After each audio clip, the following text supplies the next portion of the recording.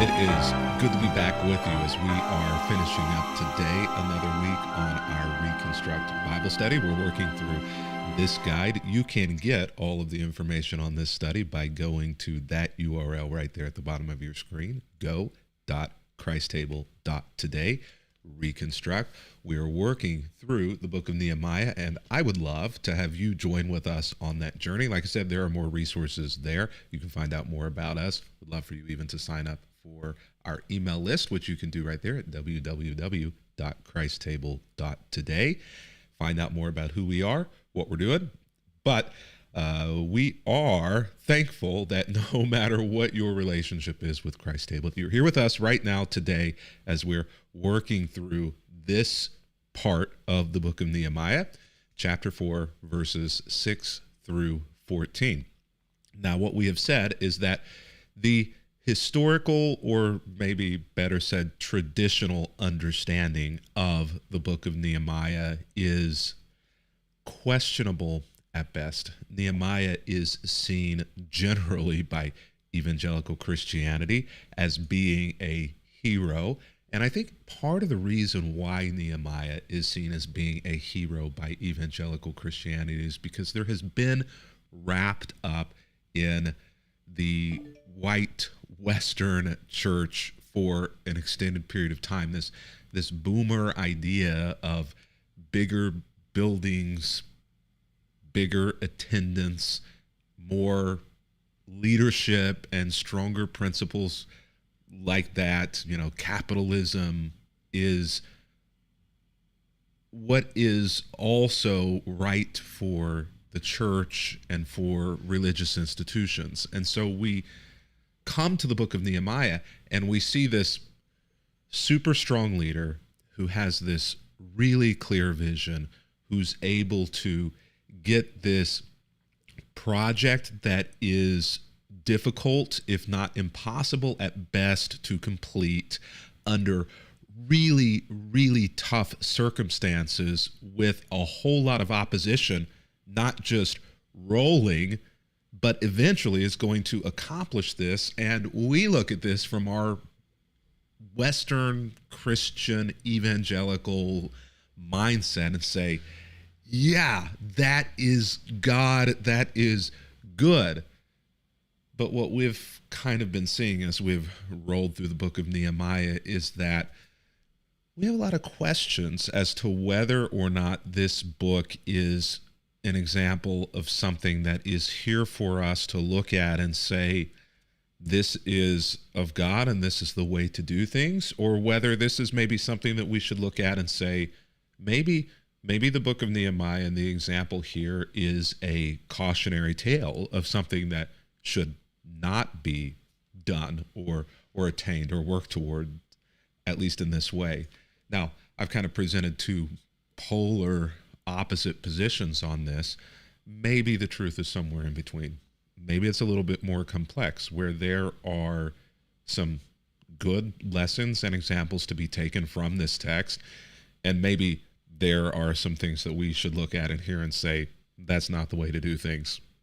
Now, I clearly, in this study, am focusing more on the what not to do than what to do. And that's partially simply because you can go just about anywhere and learn about the book of Nehemiah in this example and see what people think are the way to do things. So, yeah, maybe I'm pulling the balance on the opposite side of the scale down a little bit more and focusing there. And that is what we will do today as we jump into our text in Nehemiah chapter 2. No, 4, verses 6 through 14. Wow, we're further in than I thought we were. Here we were. And they're further into the wall, I think, than they thought that they would be at this point. At last, the wall was completed to half its height around the entire city, which is, honestly, with what they've been facing, quite an accomplishment. For the people had worked with enthusiasm. Now, we'll let that word enthusiasm slide, and I'm certain that there was enthusiasm there. But let's be honest with ourselves; it was a lot of work doing what they were doing. You know, it's not as though they had the kind of construction equipment that we have today. Building building a wall that would not collapse on its own, but also a wall that would withstand attack was not an easy feat with the materials and things that they had available on hand. And so it was maybe in moments enthusiastic work, and also I think in moments it was non-enthusiastic. But as we've said, whenever there is a forward momentum in the process of the rebuilding of the wall, there seems to be an equal and opposite push of opposition to the wall. And so we see that pattern continue here once again. Wall is completed to half its height. People are enthusiastic, the text says, but when Sanballat and Tobiah, whose names are not unfamiliar to us now, and the Arabs, the Ammonites, and the Ashdodites, and it seems as though every time we see this pattern happen, more people, more groups, more tribes are involved. What do we make of that? Well, I'll let you make of it what you will. But whenever these leaders and groups, governors who were equal to Nehemiah, and people groups in the area that were equal standing with the Jews in Persia, heard that the work was going ahead and that the gaps in the wall of Jerusalem were being repaired, they were furious. Now, in our curriculum for today, which has a few questions and guides to think about, one of the things that is pointed out in there is that there is a term used here in the Hebrew language where the word gaps is, that the work was going ahead and that the gaps in the wall of Jerusalem were being repaired. The word for gaps there is not a construction term in Hebrew. It's not a building word. The word for gaps there is a word that is a medical word, a physical flesh word for a wound, often used in Hebrew in regards to maybe imagine a C-section, which I don't think they were probably doing C-sections back then, but a gaping hole that allowed things through that shouldn't be going through that hole. That's the word that's used here.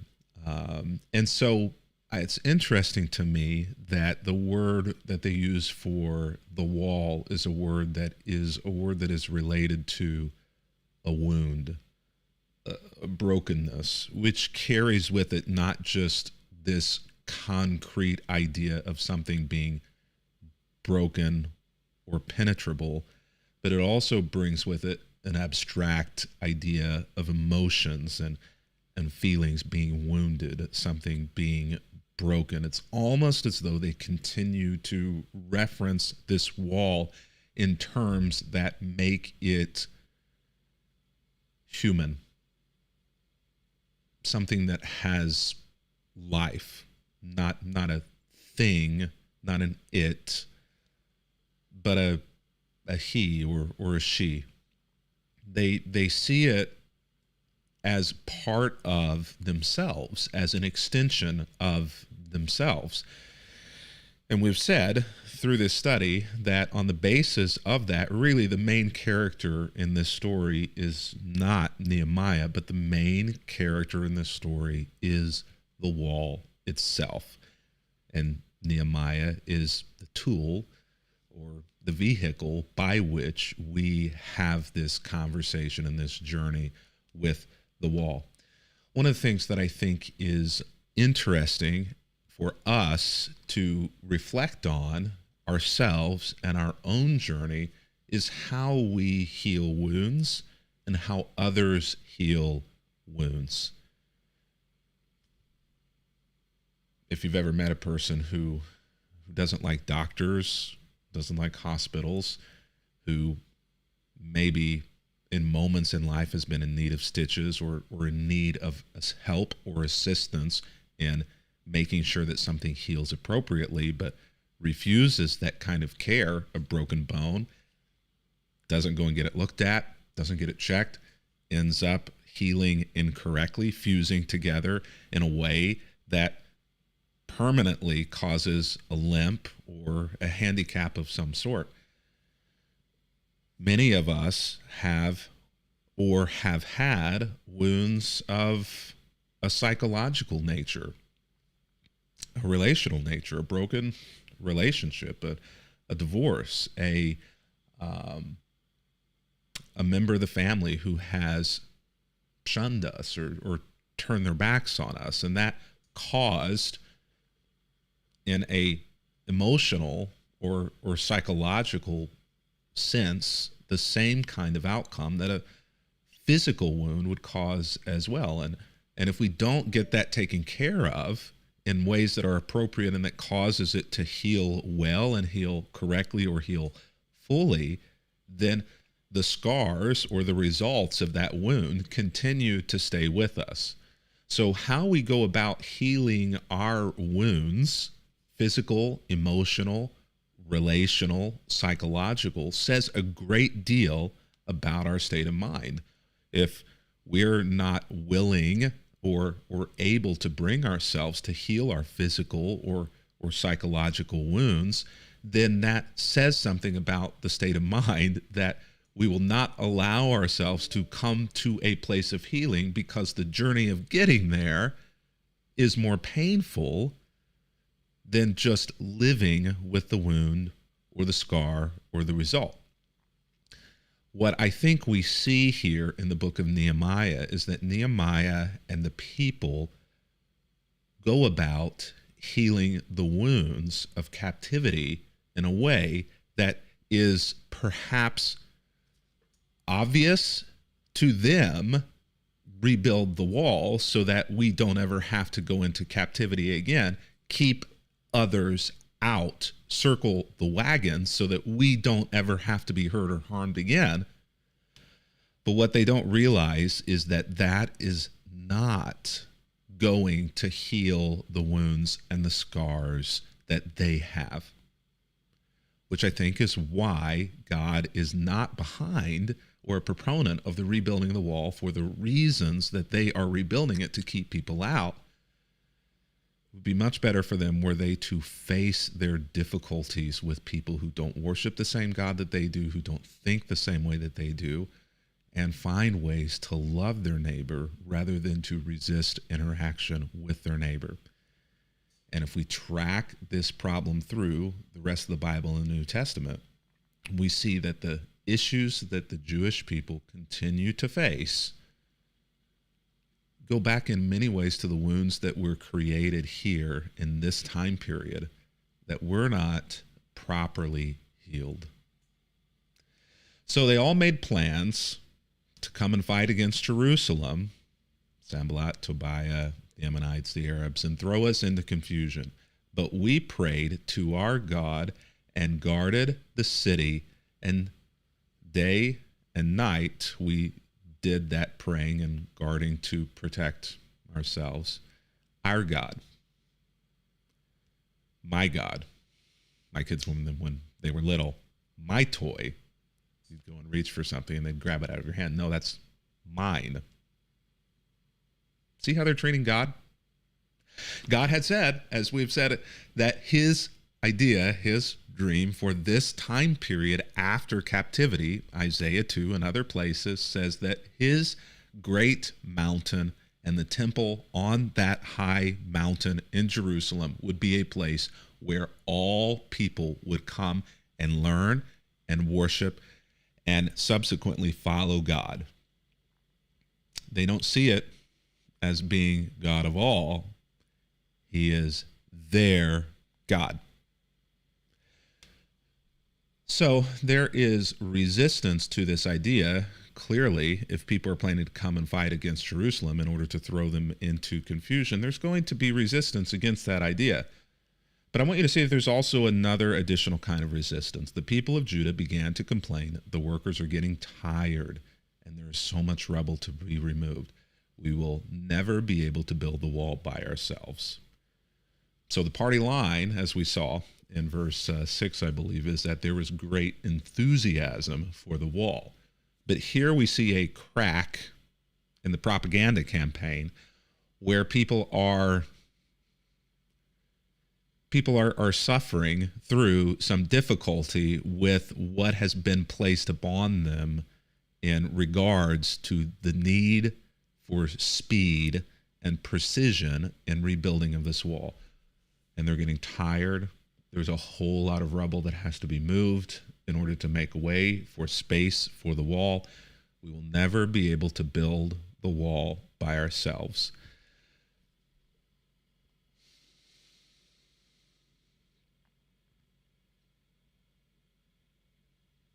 Oftentimes, whenever God has been leveraged for the work,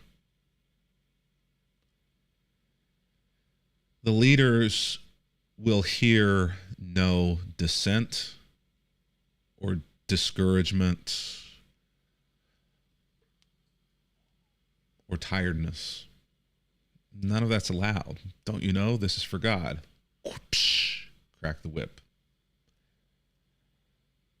I need a break. No, we're building God's kingdom. Whoopsh. I'm not sure that the way that we're treating people, the things we're saying about them, I'm not sure that those things are kind, are close to the heart of God. No, these people are against us. Whoopsh. God's work should never harm. God's work should certainly never harm those who are doing the work. If you're being harmed,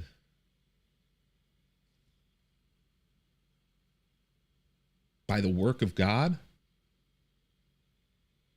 you're probably not doing God's work. You're doing somebody else's work who's trying to convince you it's God's work. If the work that you're leading others in is causing them harm or causing them to harm others, the work which you have given your leadership to is probably not God's work. I say be wary, but maybe it's more beware of those who say this is God's work, press on, and that work is harming. We have this here where complaints are made, but I want you to see what immediately the response is. Meanwhile, that means this isn't a separate thought. That means the people are complaining. And at the same moment, Nehemiah says, our enemies were saying, before they know what's happening, we will swoop down on them and kill them and end their work. I want you to notice that just a few verses before this in our text, where was it, verse 8 or 9, Nehemiah had said that the people were saying that they will come and throw the people into confusion so that the wall may not be completed. But here, now that the people are complaining, what is said is that they will swoop down on us and they will kill us. This is exclamation. I mean, this is escalation for the point of control, for the point of, I think, squashing the resistance and encouraging people. You're choosing between tiredness and death. It's a false dichotomy. It's a false dilemma. Nowhere in the text have we heard anyone, Sanballat, any of them say that it was going to result in death. In fact, they're all under Persian control. Persia would not have allowed that to happen. They don't want infighting among people, tribes killing each other. That's why they have governors and people who were in control to keep those things from happening. It's a lie. The Jews, though, who lived near the enemy, came and told us again, they will come from all directions and attack us. Hearsay, maybe there's some truth in this. I can't say that there isn't, but I'm questioning it, and I'm very much saying that I think they're overselling the case. So I placed armed guards behind the lowest parts of the wall in the exposed areas. I stationed the people to stand guard by families armed with swords, spears, and bows. Then as I looked over the situation, I called together the nobles and the rest of the people, and I said to them, don't be afraid of the enemy. Remember, the Lord is great and glorious. Fight for your brothers, your sons, your daughters, your wives, your homes. The leveraging of God, again, as motivation for people. It's not a good look. Holy wars are rarely for holy reasons. And we've said this yesterday. We talked a little bit about there being a crusade and this kind of crusade language that's being used to motivate and move people, the Jewish people, to be on board and to move quickly with the rebuilding of the wall. Now the language that we're seeing is a very battle type of language. We used to sing growing up, onward Christian soldiers marching as to war, with the cross of Jesus going on before. The battle hymn of the Republic.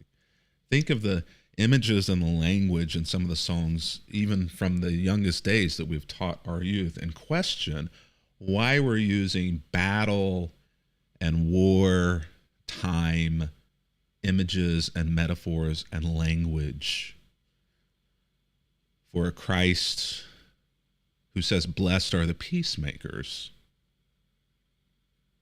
for a Bible whom God says in the last days people will turn their swords, beat them, smelt them into plowshares, into tools of peace and help.